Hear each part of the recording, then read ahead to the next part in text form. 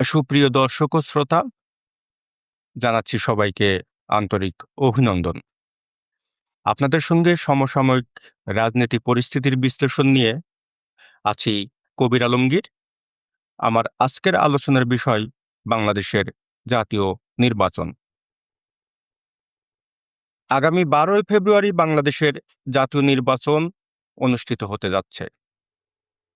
এই নির্বাচনের দিন ক্রমেই ঘনিয়ে আসছে এবং যতই নির্বাচনের দিন ঘনিয়ে আসছে, ততই এই প্রশ্নটি দেখা দিয়েছে যে বাংলাদেশের আগামী নির্বাচনের মাধ্যমে কোন দল ক্ষমতায় আসবে। আমরা সবাই জানি যে ২০২৪ ছাত্র জনতার আন্দোলনের মাধ্যমে অ্যা বাংলাদেশে দীর্ঘ সময় ক্ষমতা থাকা দল আওয়ামী লীগের পতন ঘটেছে। দেশটির প্রধান শেখ হাসিনা ভারতে আশ্রয় নিয়েছেন এবং অন্তর্বর্তীকালীন সরকারের নির্বাহী আদেশে আওয়ামী লীগের রাজনৈতিক কার্যক্রম নিষিদ্ধ করা হয়েছে। এই অবস্থায় আওয়ামী লীগ ভোটের মাঠে এবার নেই। কিন্তু ভোটের মাঠে ছড়িয়ে ছিটিয়ে আছে আওয়ামী লীগের বিশাল কর্মী বাহিনী, সমর্থক, যারা সরাসরি দলীয় কোনো পদ পদবিতে নেই, কিন্তু ভোট এলেই তারা আওয়ামী লীগের প্রতীক নৌকাতে ভোট দিয়ে থাকেন। এরকম ধরুন একটা হিসাব যদি আমরা ধরি যে আওয়ামী লীগের ভোটার ৩০ থেকে ৪০% এর মধ্যে এবারের নির্বাচনে দলীয় বিবেচনায় ধরুন অর্ধেক ভোটার যদি ভোট কেন্দ্রে যায় এবং অর্ধেক ভোটার যদি ভোট বয়কট করে, এই অর্ধেক ভোটটা যার ব্যালটে পড়বে তার জয়ের চান্স কিছুটা বাড়বে। আরেকটি বিষয় হচ্ছে দেশে যে ১২ কোটি ভোটার তার মধ্যে ৪ কোটি ভোটার হচ্ছে তরুণ ভোটার, যারা এবারই প্রথম নির্বাচনে ভোট দিবে। তো ২০২৪ রাজনৈতিক পট পরিবর্তনের পরে বাংলাদেশের রাজনীতি নিয়ে বোঝাপড়া জায়গাটা যে তৈরি হয়েছে সেখানে তরুণ সমাজের একটা অংশগ্রহণ আছে। এখন এই তরুণ সমাজ কাকে ভোট দিবে সেটাও আসলে ভোটের জয় পরাজয় নির্ধারণ করতে সহযোগিতা করবে। বিগত ১৭ বছরে বিএনপি রাজনীতিতে অনেকখানি কোণঠাসা হয়েছিল।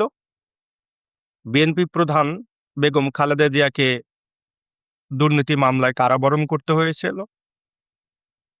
এবং খালেদা জিয়ার ছেলে বিএনপির ভাইস চেয়ারম্যান তারেক রহমান, তাকে লন্ডনে নির্বাসিত জীবন বেছে নিতে হয়েছিল। এই অবস্থায় রাজনৈতিকভাবে বিএনপির উপরে যে ধরপাকড়, মিথ্যা মামলা, মামলা দিয়ে হয়রানি করা এবং নেতাকর্মীদের গুম খুনের মতো ঘটনাও ঘটে।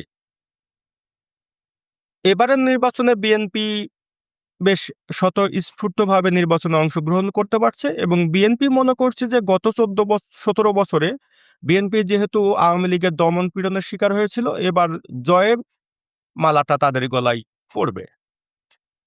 অন্যদিকে আওয়ামী লীগের এই রাজনৈতিক দমন-পীড়নের শিকার যে দলটি হয়েছিল তার মধ্যে বাংলাদেশ জামাতে ইসলামীও আছে। আন্তর্জাতিক মানবতা বিরোধী অপরাধের অভিযোগে জামাতের একাধিক নেতাকে আইনি শাস্তি ভোগ করতে হয়েছে।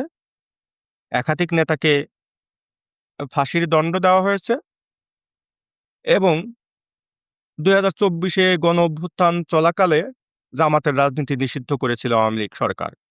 সুতরাং বিএনপি যেরকম দমন-পীড়নের শিকার হয়েছিল, ঠিক আওয়ামী লীগের রোষানলেও একইভাবে পড়েছিল জামাত।